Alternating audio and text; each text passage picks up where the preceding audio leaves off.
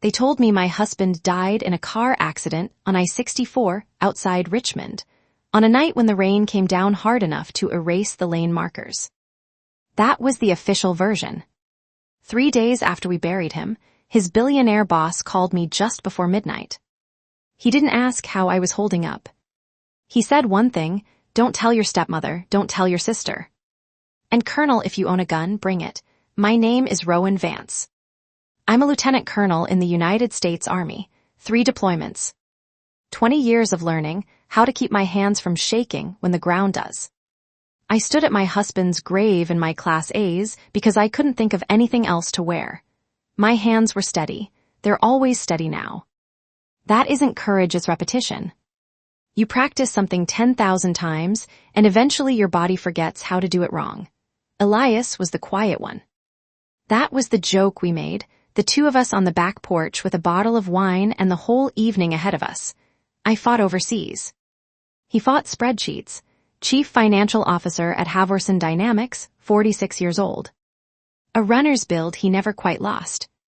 And a way of looking at you like he already knew what you were going to say and had decided to let you say it anyway. I was gone 8 months out of 12 some years. He never once made me feel guilty for it. He handled the house, the bills, the dentist appointments, the school forms for my nephew who stayed with us every summer. He used to say somebody had to hold the fort, and it might as well be the guy who was good at math. I loved him the way you love someone after 17 years, not fireworks, load-bearing. The kind you don't examine because you're too busy leaning on it. There is a folded flag on the mantel in my house. It isn't Elias's. Elias was a civilian, and civilians don't get flags. No honor guard, no rifle volley. No bugler standing at a respectful distance, playing 24 notes that undo you. A CFO's funeral is a room full of people in good coats, saying good things, and then it's over. The flag on my mantel belonged to my father. Sergeant First Class Dale Quill. Desert Storm, and then a long, quiet life afterward that the Army never quite gave back to him. He died when I was 34, halfway through my 2nd deployment. I was in Kandahar 7,000 miles and 11 time zones away, and by the time the Red Cross message reached me and the paperwork cleared, and a plane could be found, the ground had already been closed over him. So there was no one to receive the flag. Someone has to be handed it. That's how the ceremony works. The officer kneels, and the triangle goes into the hands of the next of kin. And 13 folds of cotton become the last official thing your country will ever say to you about a man. My stepmother stood in my place. Marisol pressed her palms flat against it and wept, and afterward she wrapped it in tissue paper and set it on the mantel of the house I grew up in. When I finally came home, she took my hands in both of hers and said, "I kept it safe for you, sweetheart." For 11 years, I was grateful to her for that. I want you to hold on to that sentence, because everything that comes after it turns on the fact that I meant it. At Elias's funeral, Marisol cried loudly enough that 2 rows behind us turned to look. She has a particular sound. She makes a small catch, then a release, timed almost musically. My father used to call it her church voice. Beside her, my stepsister Delphine dabbed at her eyes with a tissue that never once touched her face. I noticed things. It's the only skill the Army gave me that I've never been able to switch off. You spend enough hours reading terrain for what doesn't belong a rock that's the wrong shape. A stretch of road too empty for the hour and your eyes stop being able to see a room as anything other than terrain. Something in that church didn't belong. Something hadn't belonged for years, if I'm honest with myself, but I didn't say a word. I stood at attention through a funeral I don't remember. And afterward, I let Marisol hold my face in her hands and tell me I was strong, and I let myself believe her. Because grief has a terrible habit. It makes us generous with people who don't deserve it. The phone rang at 11:50. I almost didn't answer. But it was a Richmond number I didn't know, and the part of me that has spent 20 years answering phones at bad hours picked up anyway. "Colonel Vance, this is Augustus Havorson. I need you at the building tonight." I sat up in the dark. Elias's side of the bed was still made. I hadn't touched it in 11 days. Mr. Halvorsen, it's almost midnight. I'm aware of the time. Then he stopped talking. And that silence is the reason I got in the car. I have listened to a 19-year-old private keep his voice level on a radio while telling me his vehicle was on fire. I know what fear sounds like when a man is filing it down into something professional. That is what I heard. From a man worth 11 figures. A man who has never had to be afraid of anything he couldn't buy. Don't tell your stepmother, he said. Don't tell your sister. Don't tell anyone where you're going. A pause. And Colonel, if you own a gun, bring it. Then he hung up. I own a gun, of course I own a gun. An M9 in a safe in the closet. My permit is current. As a lieutenant, I outshot every man in my platoon, and 2 of them never forgave me. I opened the safe. I lifted it out. Cold and heavier than people expect. I stood in a dark closet at midnight, 11 days a widow, holding it. Then I put it back. Here is what Halvorsen didn't understand about me. I am not a civilian. I am serving. If I fire on someone in my own family, a righteous shot, a legal one any jury in Virginia would forgive, my career is finished. 20 years. 3 deployments, a battalion command I waited a decade for, gone. And whoever did this to Elias would win, not the way they planned, a better way. They'd take him, then they'd take me, and never lift a finger for the second one. I closed the safe. I took my father's lighter from the drawer, instead a scratched brass Zippo. Dry since 1994, because I have carried it on every deployment of my life. And I wasn't going to start being brave without it now, and I took a pen. Now I know what you're thinking. I'd be thinking it too.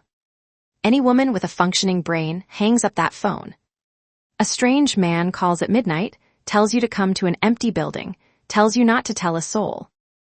That's how women die in the first 15 minutes of a film, while the audience spends the rest of it wondering why she didn't just stay home. So let me tell you why I went. I have been to war 3 times, and what keeps you alive out there is understanding that people are patterns. Careful men are careful. Every day in every small thing, until they aren't.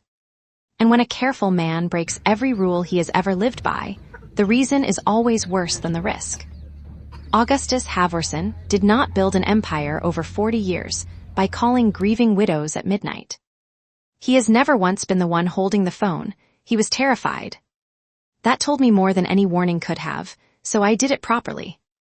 I texted my old battalion commander in Norfolk the address, the name, and the hour I expected to be out. If he didn't hear from me by 2, call the Virginia State Police, not my family. He wrote back 4 words, confirmed, watch your 6. Then I put on Elias's old field coat, the one that still smelled faintly of him, and drove into the city. Halvorsen Dynamics occupies the top 4 floors of a tower on Carey Street. The building was dark except a single lit window on the 40th floor, my husband's office. Security let me through without a word. They had been told to expect me. In the polished elevator doors, I watched a woman ride up with me, hollow around the eyes, jaw set. Dressed for a funeral or a fight. And no longer sure there was a difference. The doors to Elias's office were already open. Halvorsen stood at the window with his back to me, the city below him like a field of dying stars. But it wasn't Halvorsen who stopped me in the doorway. There was a second man in the room. He stood very still beside my husband's desk, tall, gray at the temples. Not moving at all the way people stand when they have waited a very long time for one specific door to open. And he turned around. I knew him before my mind would let me admit it. The floor did something strange under my boots. 17 years of certainty folding in on itself, all at once, into a single impossible thought. You're dead, I said. Amos Kirk did not flinch. He had the stillness of a man who had spent 8 years rehearsing this moment and still never expected it to come. I know, he said. I'm sorry. I went to his funeral. There was a warehouse fire downtown. And Amos Kirk was the internal investigator who didn't come out of it. And I stood in a chapel in a black dress, I hated, while his wife wept into her hands. Sit down, Colonel, Halvorsen said, still at the window. There is a great deal to explain and very little time. I sat. Because my legs had begun to shake not from fear, but from the physics of standing upright while 8 years of your life rearrange themselves. I didn't fake my death, Amos said. I want to be clear about that because it matters. There is no billionaire on earth with the power to make a man disappear, not legally. He sat down across from me, close enough that I could see a thin scar along his jaw that hadn't been there before. I found embezzlement inside this company, running through people with more reach than they should have had. I brought it to Augustus. Augustus brought it to the federal government. He let that sit. I spent 8 years in the witness security program, run by the U.S. Marshals. My wife came with me. My kids came with me. The funeral was the cover. It was authorized. And yes, it worked because it had to. I looked at Haverson's back at the window. You let his wife bury an empty box. No, Amos said quietly. She knew that was the condition. WITSEC does not lie to families. It relocates them. Something in me eased half an inch and then tightened again because a worse question was already forming. Then why are you here? My voice came out sharper than I intended. Why now? Why, after Elias, I couldn't finish it. Some sentences are too heavy to carry to the end. Amos looked at his hands. Because 2 months ago, your husband found me. The room went very quiet. He tracked me through a contact I thought was buried. He was better at it than most professionals I've worked with. A pause. And he did not come to me about the company, Colonel. He looked up. He came to me about your family. I understood every word of it, and still my mind refused for one long second to let those two things sit in the same room together, Elias. And my family, the way you refuse to believe a wound, is yours even. While you're watching yourself bleed. He'd been investigating for almost a year, Amos said. He never told you. He said you were deployed. He said he wasn't sure yet what he was looking at. And what was he looking at? Amos took out his phone, set it on the desk, and put it on speaker. A woman's voice came through dry, unhurried. The voice of someone who has spent 30 years explaining terrible things to people in rooms like this one. Colonel Vance. My name is Ruth Leibovitz. I'm a forensic accountant.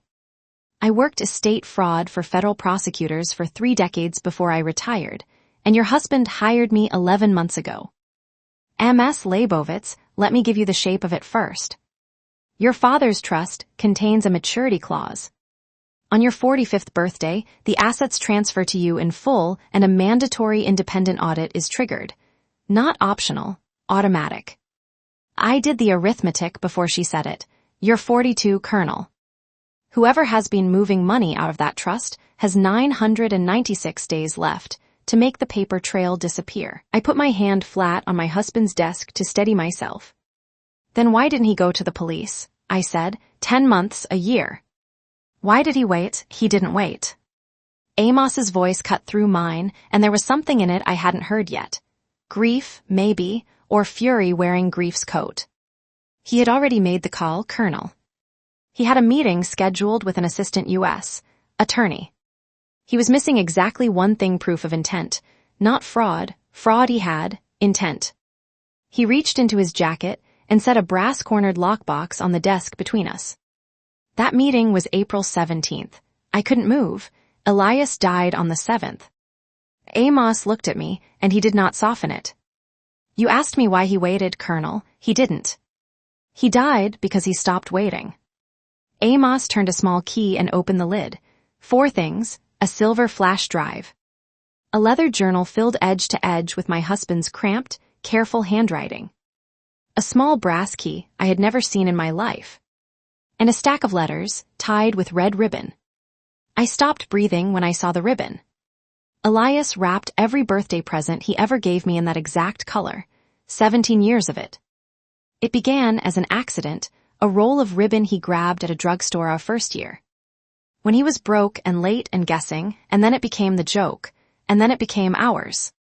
Nobody else on earth knows what that ribbon means. He knew that when he put it in the box. He was telling me, in a language no one else spoke, that it came from him. He gave me this 3 weeks before he died, Amos said. If anything happened, it goes to you. Only you, he was very specific. Havorson connected the flash drive to the monitor on the wall. Black screen, static, then my husband's face. He was thinner than I remembered. Tired around the eyes in a way I had noticed those last weeks and told myself was work. He was sitting at our kitchen table. He looked into the camera, the way he used to look at me across a dinner table, like there was nobody else in the world worth the trouble. If you're watching this, he said, then your greatest enemy was never on a battlefield. The screen went black. Then a box appeared in the center of it, enter passphrase. Play the rest, I said. Colonel, play the rest. Amos didn't move. There is no rest. Not without that. He pointed at the box on the screen. 41 minutes. He encrypted it. Whatever else he wanted to tell you, he locked, and he didn't give the key to me. He didn't give it to Augustus. He didn't write it down. Something in his face was almost gentle. He left it to the one person on earth who could work it out. He must have believed you could. 41 minutes of my husband's voice sitting behind a wall he built himself, and I couldn't open it. We drove to my house at 2 a.m. There were 2 Richmond patrol cars in my driveway. Someone had come through the back door while I was gone. They didn't take the television, or the laptop on the counter, or my grandmother's silver. A young officer told me that carefully, the way police talk when they don't yet know how bad the news will land. I already knew where they'd gone. Elias kept a small office off the garage. Under a false panel in the floor one, he thought I had never found a steel safe was bolted into the concrete. I found it years ago, dusting. I never said a word, because I understood he needed one thing that was entirely his. The panel had been pried up and thrown aside, splinters across the floor. The safe door hung crooked on one hinge, gouged open with tools somebody had brought for exactly that purpose. It was empty. I stood looking into that dark, hollowed-out square, and I felt no despair and no relief. I felt something with no name. He moved it, Amos said from the doorway. He was reading the floor the way I read terrain. Look at the dust line. Whatever was in there hasn't been in there for months. He was right. My husband had known someone would come looking. He simply made certain there was nothing left to find, and that was when it landed. 3 days before the funeral, there had been a black SUV parked across from my house. I saw it again outside the funeral home, same vehicle. I assumed it was a car service. I saw it a third time on Monday, 2 blocks down, engine off. I am a soldier. I do not see a thing 3 times and call it nothing. I took a notebook and wrote it down, the make, the color. The partial plate still sitting in my head, the times, the locations. I drew a map of my own street like a village I was about to patrol. Then I sat at my own table and understood, fully, for the first time, that I was not a widow being comforted. I was a target being watched. Ruth Leibovitz arrived at 9 the next morning with a rolling case of files. She spread the documents across my dining table the way a surgeon lays out instruments. Then she looked up, and she had the eyes of a doctor about to deliver very bad news and refusing to look away while she does it. "Colonel," she said, "I need you to sit down before I show you this." She pushed a single sheet of paper across the table. This is a general power of attorney. It grants Marisol Shaw full authority to manage your father's estate in your absence. Property, accounts, the trust. I picked it up. "Colonel, before you read it, I need you to understand something. This document is not a forgery. It has to be. I ran it 3 times, 3 separate methods, pressure analysis, stroke sequence, ink dating." She waited until I looked up at her. "That is your signature. The room did not spin. I wish it had. There is a kind of mercy in fainting that I have never once been granted." Instead, I looked down at my own handwriting and I remembered the day. March 11th, 2016. 3 days before I flew to Kandahar. Every soldier who deploys signs a stack of paper. Wills, beneficiary forms, medical directives, powers of attorney. It is routine. It is expected. They hand you a folder 3 inches thick and tell you to finish it before the plane, and you do. Because the alternative is leaving your family with a locked bank account and a grief they can't pay for. I signed mine on the hood of my father's pickup truck. in the driveway of the house I grew up in. Because I'd run out of time, and I was leaving in 72 hours. Marisol held the pen out to me. She had made coffee. I remember the smell. I remember a smudge of flour on her sleeve, because she'd been baking something for me to take on the plane. She held the pen out and she said, "Let me handle it, sweetheart. You just go safe." And I signed, and I hugged her, and I thanked her. And then I got on a plane and flew 11,000 kilometers to protect a country full of strangers. Nobody broke into my house. I opened the door. I handed them the key, and then I stood at attention for 8 years while they emptied the place behind my back. There is no version of this I get to be innocent in. That is the sentence I have had to learn to live inside. Ruth stayed until noon. She showed me 11 years of small, careful theft, the kind that doesn't look like theft. That looks like administration. That hides inside language, so dull nobody reads to the bottom of the page. When she left, I sat in my kitchen until the light went orange. Then I went into the living room and took my father's flag down off the mantel. I had never opened it. You aren't supposed to. That's the point of the fold. 13 folds and it becomes a closed thing, a finished thing, the last sentence your country ever writes about a man. I put it on the dining table and I opened it anyway. There was a piece of paper folded inside it, a receipt. Cremation direct, no viewing, no service, no honors. $940. My father's will specified a full military funeral, honor guard, rifle volley, taps. He earned it in a desert when he was 22, and he wanted his daughter to see him get it. Marisol told me there had been a ceremony. She described it to me over a bad phone line while I stood in a plywood hut in Kandahar and cried where nobody could see. She invented it. All of it. And she kept the difference. She stole from his death, not just his money, his death. I want to tell you what I did next, because I am not proud of it. I picked up my husband's journal, the one he filled with dates and names and dollar figures, circled twice. In that small, careful hand I loved, and I threw it as hard as I could across the room. "You knew," I said out loud to a man who was not there. "You knew for a year. I have commanded 120 soldiers. I have written condolence letters to 4 mothers. I have carried men to helicopters. And you decided I couldn't survive being told that my stepmother was a thief." The journal lay open on the floor, face down, spine bent. "You didn't protect me, Elias. You decided for me." And then I said the thing I had been circling for 3 days without letting myself land on it. You did exactly what she did. The house was very quiet. Outside, somewhere down the street, a car door closed. I untied the red ribbon at the kitchen table, and I read my marriage. 17 years of it, letters from Kandahar, letters from Baghdad. Some of them I remembered. Most I did not, because a letter you receive at 29, in a tent full of other people snoring, is not the same letter you read at 42 in an empty house. He wrote about the gutters. About a bird that got into the garage. About a woman at his office who kept mispronouncing his name. And how after 4 months he decided it was too late to correct her. And he would simply be Mr. Vance forever. He never once wrote that he was lonely. Underneath the others, I found the letters he never sent. 11 of them, dated across 11 months. In one he wrote, "You've been gone 10 weeks. I set the table for 2 on Tuesday." I didn't notice until I sat down. And halfway through the stack, pressed flat like it had been placed there on purpose, was a page torn from his journal. It wasn't addressed to me. That's how I knew it was true. "Almost told Rowan tonight," he'd written. "But if she knows, she comes home. And if she comes home, she loses the command she waited 10 years for. I won't take that from her." Then, lower down, in handwriting that had gotten smaller, or maybe that's what I'm telling myself.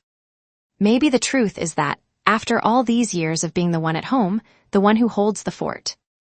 The one people at parties ask what his wife does. I like being the one protecting her. Just once. Just this one time in 17 years. And I'm afraid that's going to get me killed. I sat with that page in my hands for a long time. I had spent 3 days building a case against my husband in my own head. He decided for me. He looked at a woman who had stood in a burning motor pool and concluded she was too fragile for the truth. And here he was, in his own handwriting, having already convicted himself.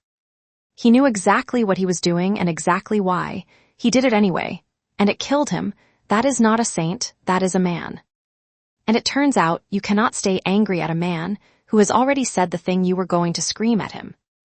In the second-to-last letter, he wrote about Juniper. We found her in a grocery store parking lot in 2009, a brown mutt with one folded ear, sitting between two cars in the rain like she was waiting for a specific vehicle. The vet said she was about a year old, so we picked a birthday for her, March 2nd. We chose it because it was a Tuesday and we were young, and it seemed hilarious at the time. Nobody else on Earth knows that dog's birthday. I typed it into the box. The screen accepted it. 41 minutes of my husband's voice unlocked in front of me. I stared at the play button without touching it, because I understood then exactly what he had done. He hadn't hidden it from the world. He had hidden it from everyone but me. There was precisely one person alive who could open that file, and he made certain of it. That was the last thing he ever engineered. I didn't press play, not that night. I want you to know that I couldn't. My nephew came for the weekend because his mother thought I shouldn't be alone in that house, and she was right. Elias 14. He eats like a furnace, says nothing for hours, then says the most devastating thing in the room. He was building a sandwich at my counter when he said it. Aunt Rowan, are you gonna keep the storage unit? What storage unit? The one out on Route 60. Uncle Elias used to drive me out there. He said it was where you kept the winter stuff. He put the knife down. He always went in by himself, though. I just sat in the truck. My hand went, without any instruction from me, to my pocket to a small brass key I had been carrying for 4 days and could not place. He told me not to tell anyone, Illy said, and he wasn't looking at me now. He said, not even your aunt. Then he asked the question no adult in that house had been brave enough to ask. Why'd he tell me and not you? And I stood in my own kitchen, 42 years old. A lieutenant colonel in the United States Army, with absolutely nothing to say to a 14-year-old boy holding a butter knife. The storage unit on Route 60 held 6 bankers' boxes and a fireproof case. Ruth went through all of it in 11 days. What Elias built was not a suspicion. It was a case dated, sourced, cross-referenced, indexed in his own hand, the way he balanced a ledger. And it had exactly one hole in it. The one he died trying to fill. Intent, so I decided to lie, not to Ruth, not to Amos, not to the police, to my family. The woman Marisol and Delphine would see from that day forward was the widow they expected. Soft, disoriented, grateful for help. Too tired to read the fine print, and willing to sign whatever was put in front of her if you held her hand while she did it. It was the last skill the Army ever taught me, how to become the thing the enemy hopes to see. Some days it wasn't acting. That's the part nobody tells you. Marisol called within the week, her voice like syrup poured slowly. Sweetheart, I know it's the worst possible time, but there's estate paperwork we should get in order now that Elias is gone. I said yes. I said I trusted her. I called her mom, which I had not done in 9 years, and I heard the small pleased catch in her breath. Delphine came with a folder and a smile that stopped at her cheekbones. She walked me through language about simplifying the trust, about protecting me from the burden of complex assets while I grieved. I nodded. I asked the confused, exhausted questions a broken woman asks. I signed nothing, not one page. But I let them believe I was close. I let them believe one more push would finish it, and they got bold. People always do, once they think they've won. The black SUV was still there, 4th week. Same vehicle, 2 blocks down, engine off. So I stopped being a widow for 20 minutes. I took a route with 4 right turns into a dead-end lot behind a hardware store, and I let it follow me all the way in. Then I put my truck across the mouth of the lot and walked back with my hands empty and visible the way you approach a vehicle when you'd like everyone to survive the next 10 seconds. I put my hand flat on the driver's window. The glass came down, a badge came up. Lieutenant Colonel Vance, a woman's voice, calm. Faintly irritated, Special Agent Nadia Okonkwo, FBI, Richmond Field Office. I did not move. We've had eyes on your stepmother for 11 months. She let me stand there with that. Your husband is the one who called us. For 4 weeks I had been afraid of that vehicle. I had mapped it. I had lain awake listening for it. It was Elias. It had always been Elias. He had put a federal agent on my street before he died, and I had spent a month treating my own protection as a threat. That is what it costs to be protected by someone who never asks. Delphine came to me 9 days later, not to the house. She asked me to meet her in a grocery store parking lot on the north side, and I understood the choice the moment I arrived. Cameras, witnesses, and no reason for either of us to be there. She stood beside her car with her arms crossed and her hands shaking. She didn't say hello. She held out an old phone, cracked screen. Not the one she carried. 2 years, she said. I recorded her for 2 years. Del, I need you to know why. Because you'll find out anyway, and I'd rather you heard it from me. She looked at the pavement. I'm not doing this for you. I know. I'm doing it because if this ever came apart, she'd put me in front of it. She'd hand them my name and cry, and everyone would believe her, because everyone always believes her. She wiped her face with the back of her wrist. She's been building me into the fall guy since I was 19. I know, I said again, and I meant it, and something in her face broke slightly. She was quiet for a long moment, but she said she still didn't look up. A little bit for you. I took the phone. Virginia, Ruth explained later with real satisfaction, is a one-party consent state. Delphine was present in every one of those conversations. She was legally permitted to record them. Every second was admissible. There were 9 hours on that phone. The one that mattered was 41 seconds long, recorded 11 months before my husband died. Marisol's voice, thin through a cheap speaker, unmistakable. If Elias disappears, this all gets so much easier. Rowan's never home long enough to manage any of it herself. The signing was set for a Thursday in a wood-paneled conference room at Marisol's attorney's office. She wore cream. Her hair had been done that morning. She had the glow of a woman who believes she is about to be rewarded for her patience. Delphine sat beside her and looked at no one. They put the papers in front of me. Ruth had read every line 3 weeks earlier. The document would have moved my father's entire estate into a trust with my name nowhere in it. I let my hand shake. That part was not acting. Sign it, sweetheart, Marisol said. Let's just be done. I reached into my bag. The room stopped breathing. Marisol's attorney went very still. Delphine's eyes came up for the first time in an hour. Everyone in that room knew what I am. I have spent 20 years learning how to pull a trigger. It turns out the only thing that could destroy her was a signature. I took out a pen and set it on the table, uncapped beside the paper, and I did not sign. The door opened. Amos Kirk walked in. I'm not dead, he said. Behind him came Agent Okonkwo, 2 federal agents, and a woman from the U.S. Attorney's office with a folder under her arm. Marisol's face did not move. But something behind her eyes did a small flicker, like a candle catching a draft. I looked at the woman who raised me for 11 years, past the hair.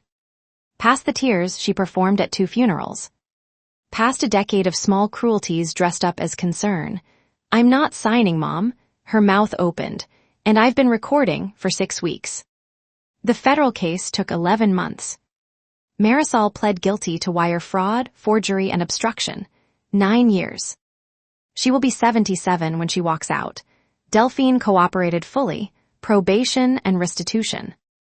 Asked if she had anything to say, she said, I knew not everything, but enough, and I stayed. She did not ask for mercy, which is the only reason she got any. And Elias. The evidence around my husband's death never crossed the line the law requires. A break-line report that raised questions and answered none. 41 seconds of audio, recorded 11 months before a rainy night on I-64.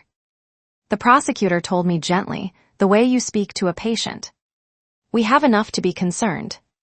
We do not have enough to charge. I have learned to hold that ambiguity the way I learned to hold everything else that year, without letting it crush me.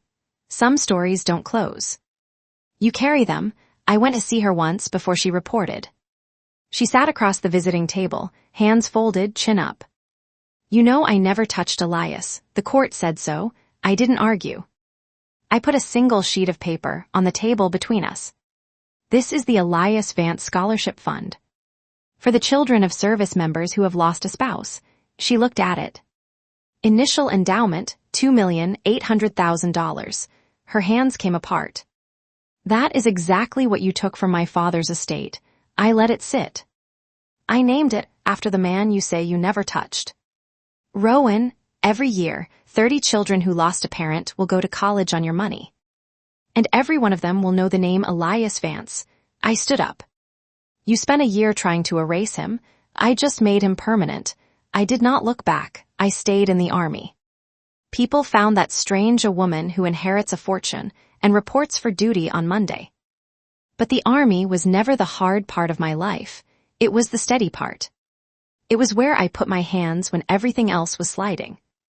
I took command that summer, and I brought the foundation with me. And on my last night in that house, I took my father's flag off the mantel and spread it flat across the dining table. Then I folded it myself. 13 folds, 2 hands, 8 years too late. The last letter I saved for the end. Sealed, dated the week before he died, to be opened when everything else was finished. I read it at the kitchen table, alone. 2 pages in that small, careful hand. Near the bottom, a line I no longer need the paper to recite. I didn't get to choose how my story ended. But I got to choose how yours begins. I walked out to the back porch, where we used to sit with a bottle of wine and the whole evening ahead of us. I am not living in the dark anymore. I am standing finally in the light he spent his whole quiet life building for me. If this story reached you, I want to ask you something, and I mean it. Do you think Elias was right to keep it from her? Or did he take something from his wife that was never his to take? I read every comment. And tell me where you're listening from tonight. Houston, North Carolina. A kitchen in Toronto at 2 in the morning. I'd like to know. Subscribe and turn your notifications on. Because next week, I'm going to tell you Delphine's story.